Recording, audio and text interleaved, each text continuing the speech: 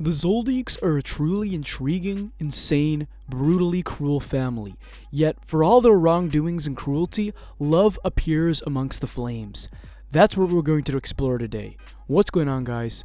Leave a comment on your thoughts about the Zoldycks, and subscribe to NerdView if you want more videos on Hunter x Hunter. Just let us fight!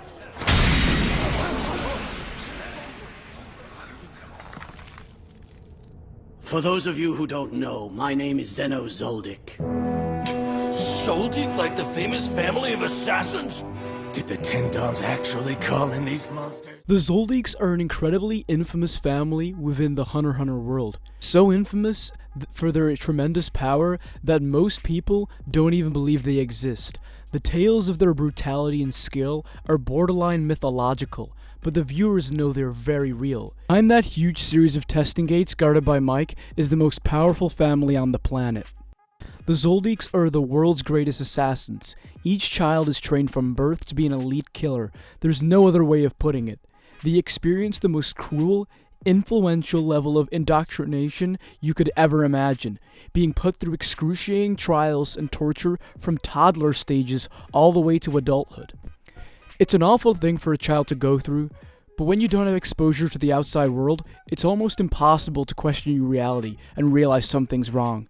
Now, this video is titled Abusive But Loving, and the picture I've sketched so far doesn't sound rather pleasant and motherly, so let's fill in the details.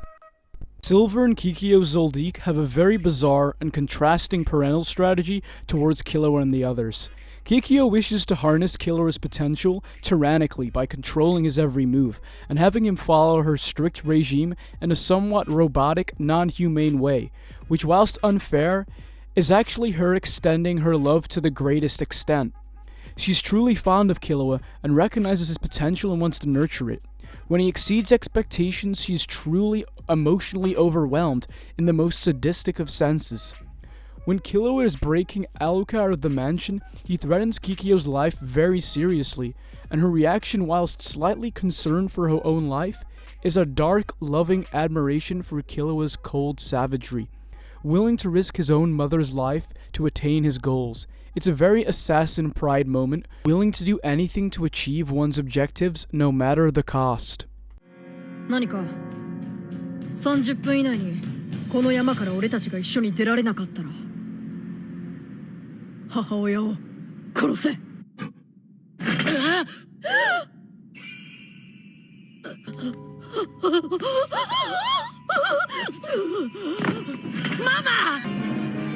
キルなんて残酷なことを言えるようになったの。素晴らしいわ。成長したわね。On the other hand, Silva has a more somewhat down-to-earth, like humane way of nurturing Killua into an adult. He gives Killua the freedom to make his own decisions and recognizes his strong resolve and good intent.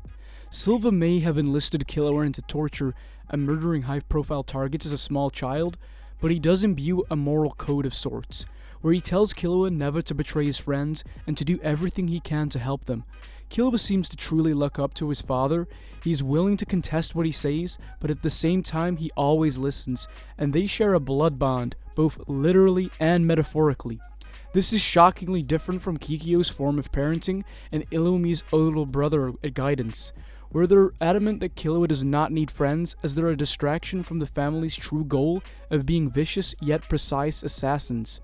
Kikiyo and Illumi have a level of professionalism in which everyone else is just a tool to facilitate the expansion and success of the family business. Speaking of Illumi, he plays a strong role in Killua's upbringing. Illumi has a strongly possessive, sociopathic level of obsession for Killua. This is demonstrated through his needles, put in place to make sure Killua behaves a certain way and stays on the family's planned out path. Illumi doesn't necessarily like Killua. He has a tribalistic biological practicality about him, in which he will do absolutely anything to defend his younger brother, which is, as far as we are aware, the most important thing to him. Everyone in the Zoldyck family has a function. Zeno's is wisdom and guidance for Silva and the Zoldyck boys. Silva's is structure, fatherly advice, and Illumi's is to harness Killua's potential and help produce the greatest Zoldyck there has ever been, even more powerful than Maha. Controlling as the Zoldyck family is, each child has a very specific style and aesthetic. Miluki is allowed to be a fat, sweaty otaku and pervert, and use his nerdiness and his forms of assassination. Opposingly, Kaluto, who is a male, is allowed to dress in traditional girl attire, wearing a kimono and having long feminine hair. I suspect this is Silva's doing. She realizes in order to gain the best performance, the kids need their own way of operating within the family in order to be effective assassins long term. That, or maybe, just maybe, Silva sympathizes with his children as he remembers his urge for exploration and adventure when he was younger. The butlers, who reside in a mansion lower down the mountain than the Zoldyck estate, have to be mentioned here. They are perhaps even more strictly trained and controlled than the children. The Zoldycks have a clear hierarchy which is established, and Kikyo will go to great lengths to ensure the butlers treat the Zoldycks purely as their employers and not as friends or acquaintances. But that being said, it's obvious that Goto had a somewhat close relationship with Kikyo and truly cared for her, as you would expect, having worked alongside someone for so many years. But regardless of their professional relationship, it's evident the Zoldycks place absolute faith in both the butlers' intentions and their abilities, as they allow them to accompany any number of the Zoldyck children in place of a family member. Finally, we have the treatment of Aluka and Nanaka. If the Zoldycks have one weakness, I would say it's their lack of compassion and ignorance, specifically towards Aluka. Now, they may be afraid of Aluka's abilities and her potential to cause harm to the family, but that's mostly because of their lack of compassion and empathy. They don't have a full understanding of her. Silva says that Killua shouldn't think of her as part of the family, and while she is locked up deep within the mansion, unable to escape, they completely satisfy her needs of wishing to dress up as a girl and having a room covered in whatever toys and dolls that she desires. It's unclear whether this is due to the residual compassion Silva may have for her, or whether it's an attempt to subdue her due to their fear of her abilities. Ilumi's view on Aluka is very binary and practical. They need to understand Aluka and therefore gain the ability to control her, or she needs destroying, if that's even possible. On the whole, the Zoldycks are a functionally dysfunctional family.